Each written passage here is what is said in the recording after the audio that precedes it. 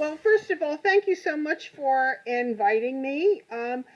I know I would especially like to congratulate the organizers of the convention for putting this uh, wonderful event together. I know how hard it is to organize something like this, and I really did want to congratulate you. Um, I'm talking today about using clear plastic wrap to make test preparation and assessment transparent. And at the bottom here, Kay Jogan at albright.edu. If you have any questions after the conference is over, be sure to contact me. I'm happy to talk to you about anything or exchange ideas. Today we're going to talk about what cognitive wrappers are and how they support inclusive education, student success, what we should be doing at the beginning of a class, during the class. And during the class, I'm going to be talking about transparent tasks as well as making oral assessment transparent. What do we do at the end of the class? How is test preparation? Can that be managed? And what are some assessment strategies that are transparent, inclusive, and equitable? And finally, we'll talk a little bit about student reflection on feedback. The idea of cognitive wrappers and clear plastic wrap and cognitive wrappers is making the education transparent, making the activities transparent and accessible to our students. And that is one way to build inclusivity and to support the inclusive environment. I'll give a couple of examples with technology along the way as well. I've enjoyed these previous two talks. So, what are cognitive wrappers? We want to support student success in their preparation for tasks. We want to give them the opportunity to reflect on approaches to studying. What are the best ways to study? Let the student themselves reflect on what for them individually have been successful or unsuccessful patterns, and this will support inclusive education and student success. Cognitive wrappers is an idea that has come from Jose Antonio Bowen, who is very active in supporting pedagogy in the U.S. and he has a number of things on his website and books that he's written, but a lot of his stuff can be accessed for person you may want to um, look into. Clear plastic wrap is inclusive because it defines expectations, ensures that learning activities build toward success, and helps make preparation and study habits transparent for students. In other words, the point that Jose Antonio Bowen is making is that by making activities and making learning transparent from moving through the activity to assessing it, this is going to be helpful to be inclusive for all students, and it's going to support success for all students. That's what he is positing. So to do this, we need to create activities that focus on student interests, designing authentic tasks, support our students along the way, and again, make assessment transparent. So it's not a mystery how the student will be assessed for whatever task they're doing. They know ahead what is going to happen, how it's going to happen. Um, as instructors, we need to elicit feedback from the students to be able to see what their feedback is along the way so we can help make adjustments and to provide the student with strategies for reflection. So, what can we do at the very beginning of a class to try to build an inclusive environment and to make instruction transparent? Um, One good way to get to know our students, and we need to get to know who our students are, what interests them, what are their hobbies and interests, why they're interested in taking this particular course. We can do pre course surveys or icebreakers. One kind of pre-course survey may be look for someone who is a football fan. Look for someone who uh, likes to cook. Look for someone who has a pet. What I've done for a look for someone who activity is I've asked the students to provide me on the first day of class with something that they're proud of, that they've done, that they don't think that anybody else in the class has done. So then the next day, I make up an activity. Look for someone who, and that creates often a bonding and a kind of common denominators among students that will help build bridges and remove barriers.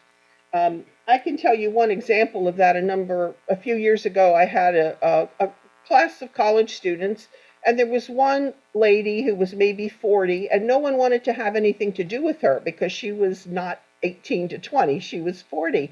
And I did a look for someone who activity, and her statement was that she had worked in the office of the Philadelphia Eagles, which is our football team in Philadelphia.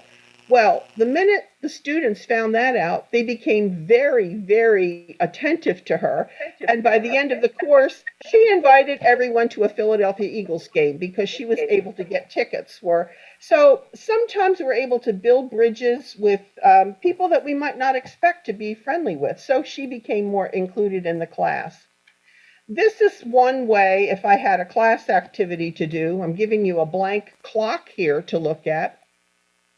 I would ask my class, okay, find someone at 1 o'clock that you're going to have a 1 o'clock appointment with. And both students would write who they're talking to at 1 o'clock.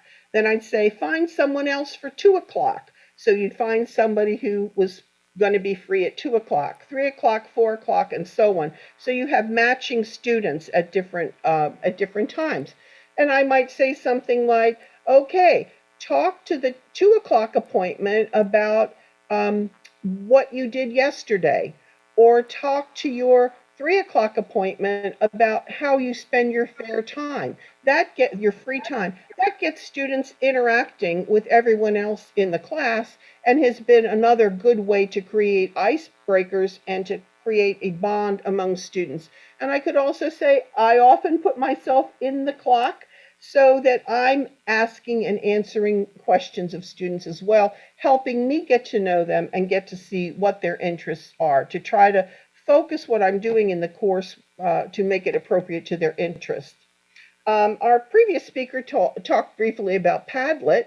This is one way students can get to know each other. The question here was introduce yourself with your favorite animal. And actually, this is my sister did this in Arkansas. She works at a university in Arkansas, and everybody has animals. They could have cows, they could have horses, they could have pigs. I think this person has a duck, but they're talking about their favorite animals, so you can bond over your common interest of animals. Here's another one: pig, cat. So this is a Padlet activity, again, to build collaboration and to help all students feel included and to look for students who have common interests in whatever the topic is. Now, what can we do during the class? And um, I have some ideas for this as well that were prompted by Jose Antonio Bowen. How do you make tasks transparent? How do you make them obvious? And one of the things that we need to consider is how a task can call for transfer, not just for recall, not just for memorizing something, but for transferring that information or that task into a real, authentic context. To do that, to make it relevant to students, it should be relating to their interest. And in that way, this can transform student lives. To make something relevant, to help them transfer what they're doing in class with the outside world. And we can also here incorporate technological innovation as part of this task. So for intermediate and advanced students, How can we have them speak with a purpose? They can prepare a public service announcement to encourage citizens to vote, to save water, to recycle, to join a club. And if we know what our students' interests are, we can try to plant some ideas or ask them to come up with an idea that is interesting to them for a public service announcement. To be inclusive, it could be a public service announcement about sports events, about hobbies, about common interests. But we need to think about speaking with a purpose. Writing with a purpose. Students can write and illustrate a how-to guide to teach each other's a skill or a process. And it could be something very basic, like how do you make scrambled eggs? How do you make a cup of coffee? Or something that they are very interested in doing and promoting from their background. Again, what interest does a student have, and how can that student feel included in this activity of writing with a purpose? What appeals to that student? Because authentic tasks can be inclusive. How can we link to the target culture? For this set of examples, I asked my daughter, who is a teacher in seventh grade, which are 13 and 14-year-olds learning Spanish here in Pennsylvania. And I said, what do you have your students do to link to a target culture? So I'm flipping this a little bit. She would say, write and illustrate a blog about a visit to a Spanish speaking city, but in your case, it would be write a blog about a visit to an English speaking city. Imagine that you're traveling there. Imagine that you're going there in the future. Imagine that you have gone there in the past. This, of course, would involve a bit of research, but a seventh grade beginning Spanish student in the US can do this quite well. Here's another idea. Write a menu in English for a Costa Rican restaurant serving foods for visitors from English speaking countries.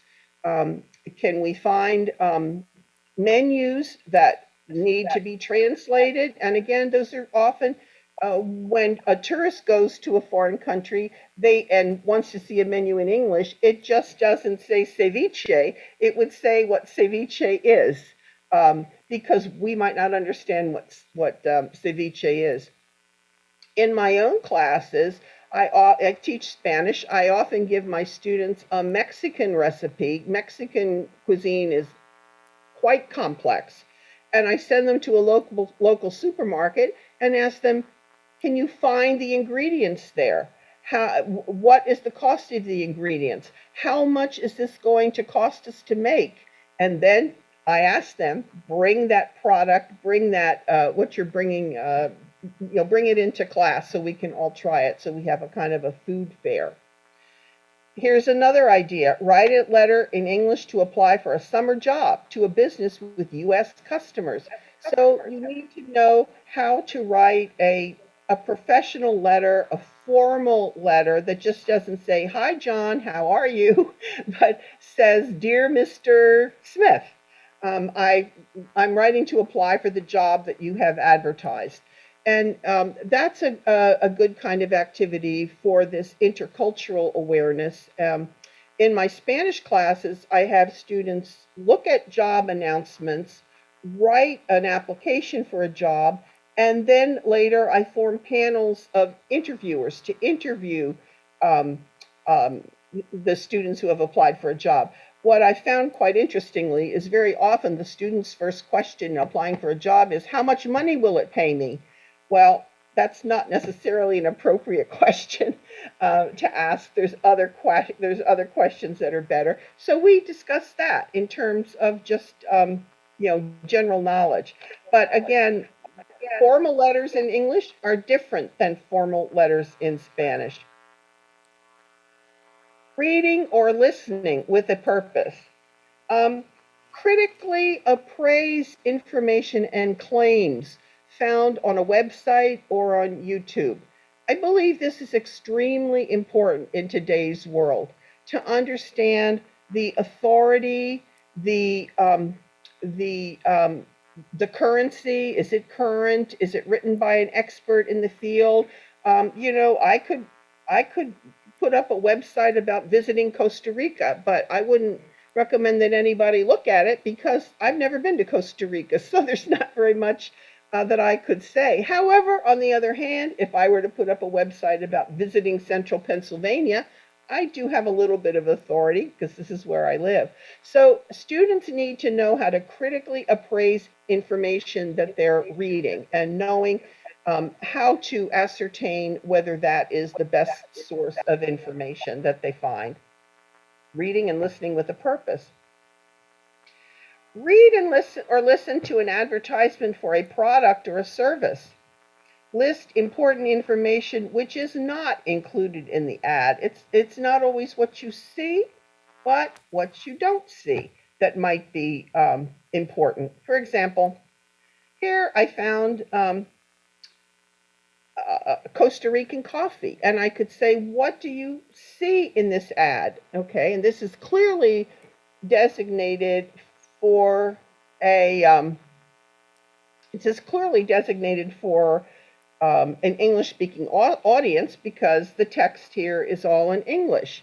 Costa Rica, medium dark, net weight 40 ounces. Okay, there's a learning thing there too with how products are weighed, which is different. Now they have 1.13 kilograms, so we know what the difference is. But what is not said in this ad? And we could look at what is not said. I mean, I'd like to know where I can buy that. I would like to know how much it costs me to buy this.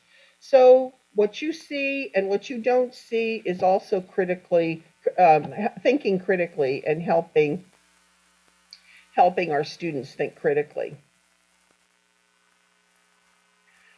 Collaboration with a group.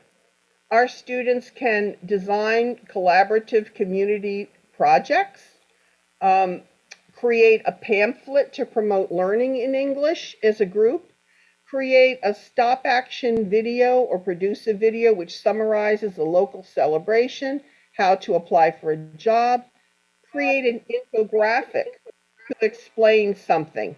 So, with with with group work, students can do a number of things together that will also integrate technology in all of these examples. The infographic, an example of that, and I gave you an example of infographic about the history of social media timeline here. And students also, I mean, this generation gets a lot of their information from visuals and from infographics. So I find that that's a very effective device to help students be succinct, to put down the most concrete and important things. I often work with timelines, um, the life of a important person, or the history of a country, or even just in very, very low level language classes, um, tell me about 10 important events in your life. So this is a timeline infographic, and there's lots of infographic templates on the web that you can find. Of course, here I think we need TikTok. If we went farther, we'd find a TikTok. Create a cartoon, create an ad for a product. If you don't know Powtoon, you might look at that as a vehicle that your students might be very engaged in creating a cartoon. This is a cartoon that moves, and you can put in words that designate what is being said. You can overlay music, but that's a good website that my students have had a lot of fun with to promote different kinds of products and to promote a course in the school. Students can create a Neruda style poem, like Ode al Tomate. They could write Ode to Costa Rica, Ode to Butterflies, Ode to Philadelphia, and illustrate that.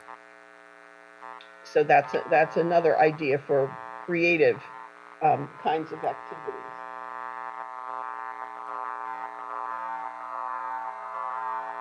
Okay, I'm going to talk now about steps to make oral assessment transparent using a role play. And I especially like role plays because that does underpin intercultural communication and help students interact with one another, interact in a way that can help them develop skill sets that are good for working with a person from another culture. But how do we make oral assessment transparent with a role play? I mean, often the question is, how do we get them to pair up and work successfully in groups on a low level to make this project successful? So when we design a role play, we need to consider the language function, the level of language, the topic that we're dealing with, the kind of vocabulary that the student needs, and that would be, as instructors, our objectives when we create the role play. So here's a role play that I created. You have just met a new student from the US who is attending your university. You want to find out about this person and what you both have in common. After you establish common ground, invite your new friend to join you for an activity in which you are both interested. So let's just imagine that we have a student playing a Costa Rican student and another student playing the American student. Okay, the function here is meeting and greeting, inviting. This is a very low level role play. The topic could involve school, it could involve um, sports, and they would need to know certain vocabulary in order to complete this. But again, this is a very low level activity and hopefully would help the students develop some intercultural skills. So, how do we prepare our students for success? We have to scaffold from the very bottom up. 1, 2, 3. We have to scaffold as we are moving up the ladder here. Sample role play build up. It will give key instructions to the students. They can work in pairs to do this. What's the preliminary step for a successful role play? What are key words and phrases I will use in this role play? What are question words that I will use in this role play? What are some of the nouns and some of the verbs that I will use in this role play? So the students can work together to come up with some of the basic tools that they need in order to work on the role play. The next step for this is I would ask the students to write down the question words you need to ask. Write down questions. Write down possible answers.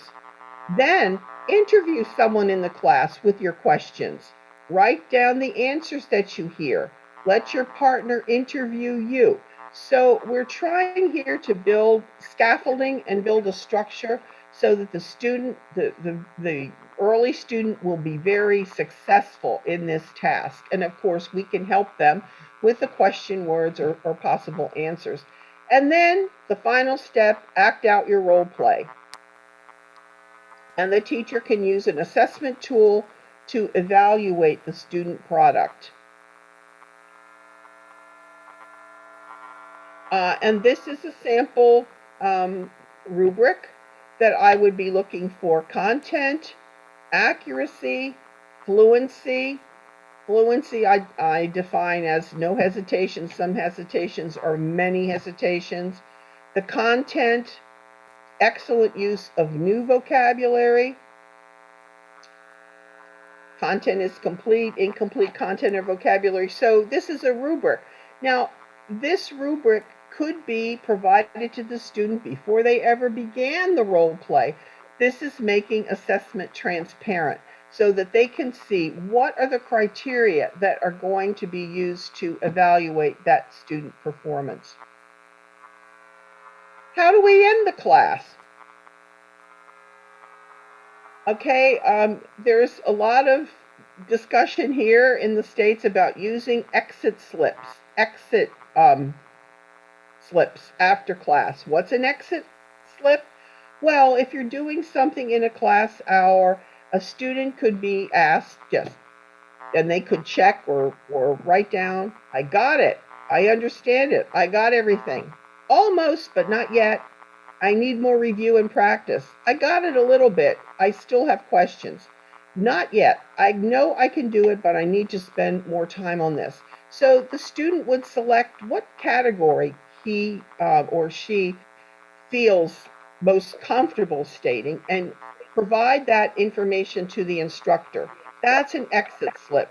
The instructor then can review that and say, well, I have too many students who say I still have questions, so maybe I need to review that again in the next class. Or I have a couple of students who say, I know I can do it, but I need to spend more time. How can I help those students? How can I support them through, helping them after class, sending them for tutoring? What can I do to help them um, uh, get this proficiency level up? Or if they all say, I got it, great, give yourself a raise. Another kind of exit slip for after class, and I do this in my more advanced classes, out of what we did today, what would make a good question for a test? So I asked students to give me what they feel would be good questions for tests based on the material that we've gone over. What is one thing that was absolutely crystal clear today? Okay. And again, this information provided to the instructor gives us the idea that exit slips can help with transparency. Exit slips can help us understand, did the student really get what the main point of this day's lesson was? Um, or do we need to revisit it and reposition it and reevaluate it in some way? If it is important, I need to make sure that they know that. So exit slips don't take very long, maybe 2 minutes at the end of the class, but they can provide us with a lot of information and help us understand how we can make the class more transparent for the student. I'm going to talk now about assessment strategies for transparency and for um, student and instructor reflection. And the assessment is very important to make the assessment transparent. Students are very motivated for what their final grade is going to be, for how they were doing, and they want feedback, and we need to make that clear for them.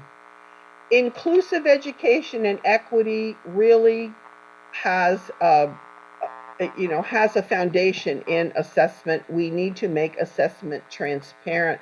I remember when I went to the University of Madrid, I took a course in Spanish literature um, for an entire year, and we only had one test at the end of the year. I had no idea what that test was going to be like or what was going to be. That caused me more anxiety than getting my doctoral degree. I have to tell you that one test, because we had no idea what was going to be the test.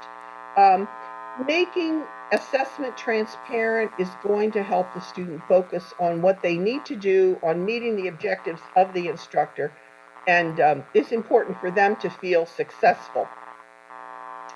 So let's give them some ideas, first of all, for test preparation. We can help our students by telling them what are the best ways to prepare for a test.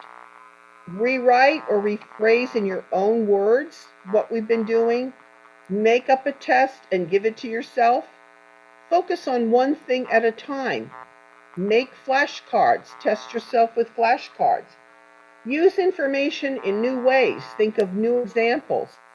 And relate the information from the course to things that you now know.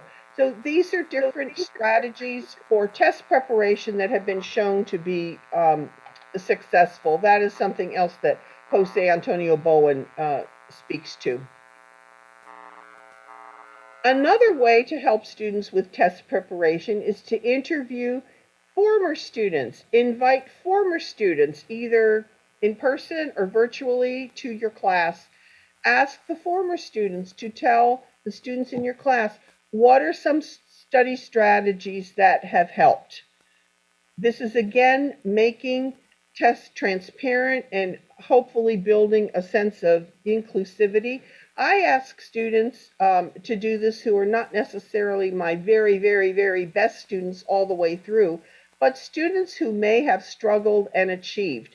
And they can give the current student, some strong advice on time management, on working, how they worked through different things that were difficult for them, how they had to practice in order to succeed in doing something, how in more advanced classes, helping them draft and then redraft projects would help them. So, how can we engage our former students in helping our current students?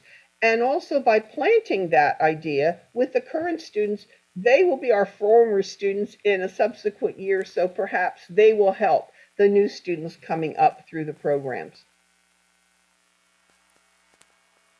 Now, there's a couple of kinds of evaluation tools that I will mention that can be transparent assessment.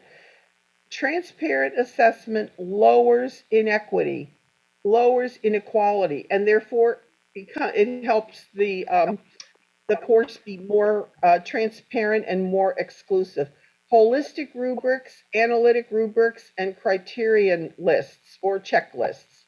And you probably know about all of these, but we'll do it again. A holistic rubric is just giving you criteria of excellent, good, satisfactory, needs work, and defining what that means for the particular assignment. So it's not breaking things down into its components. That's a holistic rubric. An analytic rubric, on the other hand, breaks down certain criteria and then gives each of them a score based on the idea. Was it excellent, good, satisfactory, needs improvement? Is it coherent, excellent, good, satisfactory, needs improvement? And then the composite of those grades gives them a total grade. The analytic rubric allows the student to pinpoint which area that they need to work on. And again, the idea of rubrics is that the rubric should be presented before the student undertakes the task or the assignment. So it's making their goals clear, how they're going to move through the assignment.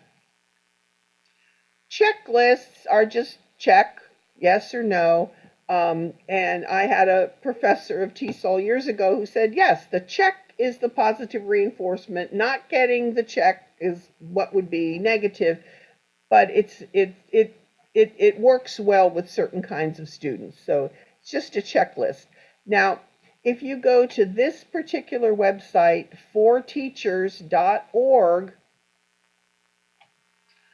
this is actually funded by the U.S. Department of Education. So I often think with the income taxes that I pay, has been a good thing that I've been able to use from the government. But forteachers.org will take us to a number of different applications, and I'll just show you two of them. Ruby Star helps us design rubrics from a number of different categories. Rubrics for oral work, written work, collaborative work, projects, and there's all kinds of rubrics there that if you don't know this site, you should at least feel it out a little bit. It's a wonderful resource. You can find rubrics already made. You can make your own account and create your own rubrics. The only thing you need to remember, because if you're not from the United States, you don't have a zip code, the number you put in the zip code when you're logging in, when you're trying to set up account, is 99999. And then that will give you a wealth of information, and you can see other people's rubrics. If you want to see a rubric for an oral report, you can see what other teachers have done, or you can create your own. Another thing on the forteachers.org are PBL checklists, project-based learning checklists. And you'll see over here they have checklists for writing, science, oral presentations, and multimedia. And these are grade levels, K through 1 up to 9 through 12. A checklist actually just has a list of components of what it is to have good writing skills or good oral presentation skills. And if you create something on this particular website, you can choose the criteria that you want to focus on. You don't have to choose everything, but you choose some, and you can adapt it. This can be a checklist that's for self-assessment, for peer assessment, or for teacher assessment. You can change the words, you can add new phrases in, and so you can create a checklist that again gives students what you need to share with them ahead of time for the criteria that you are looking at, making assessment transparent so that the student knows ahead of time what is going to be considered for them. Using the rubrics or checklists helps instructors provide feedback that is inclusive, equitable, and transparent. Again, getting back to this idea of the clear plastic wrap, okay, that students want to be treated fairly. They want to be treated equitably. And so it makes it very clear. It allows us to provide feedback to the student as well that helps them see where we are pinpointing certain areas that we want them to improve. Students can also evaluate their own performance on any tests that we have. We can give them a task. We can give them the task, we can evaluate it, but we can also ask the students to evaluate their own performance. How much time did you spend preparing for this? How did you spread out your preparation? How did you prepare? What worked? What worked well? A lot of times I feel that students don't work with time management, and sometimes the self-assessment, the self-evaluation will help them see they need to manage their time better. They shouldn't wait until the last minute. We can help them work and do it in steps. Maybe that's up to us if we don't get a good result. So this is what how students can evaluate their own performance with a certain clarity. Sometimes I ask my students to create a study log as well so that I can actually pinpoint how much time are they spending on a certain kind of task. When are they doing this? Are they leaving things just till the last minute, or are they trying to spread it out over time? Are they not doing certain kinds of using certain kinds of study strategies that would help them succeed better? Um, so that would be part of it. Students can reflect on the instructor feedback. The student can say, I had trouble with whatever. Perhaps I need to prepare more. A lot of my mistakes were careless. Maybe I need to review the test before I hand it in, or review the essay better. I need to edit better. I need to get more feedback on it. So students can reflect on the instructor feedback and hopefully elevate their performance the next time. Wrapping it up, how can the student reflect and adjust? Ask the student to write down, what are 3 things you will do differently the next time you prepare for a test? What preparation strategies for you work the best? How will you use this information to prepare or plan differently? This is the idea of self-reflection, so that we're not just telling the student what to do. The student is trying to tell themselves how they can improve performance. Again, with reflection, and this will help them on whatever the task is. So clear plastic wrap supports equity and inclusion, supports self-reflection, and therefore supports student success. I'm going to look and see if I have any questions in the chat box, but I'm also going to take you to my bibliography, which I have references for Ruby Star, PBL Checklist, Padlet.com. I should have put Powtoon, Powtoon, but many of these come from forteachers.org.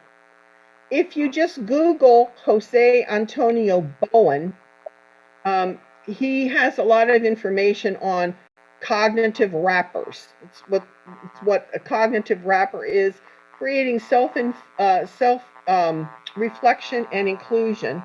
And I also would like you to, I'm going to see if this works for me in a second. You can Google this, technology tools for performance tasks. If you just Google it, it will come up. And I think it's going to come up now here. But this was a wonderful handout that was done, it was done for the ASCD, the Association for Curriculum Development. And they use different kinds of technology tools for book reports, bulletin boards, digital storytelling, cartoons, creative thinking and brainstorming, explanations, how-to guides, podcasts, pen pal connections, infographics, multimedia products, research reports, science designs, timelines, vocabulary notebooks, written podcasts, research, coding, all kinds of formative assessment. So if you just Google technology tools for performance tasks, that will come up. So now I'll see if I have any questions from anyone. And I'll look to the chats, I guess.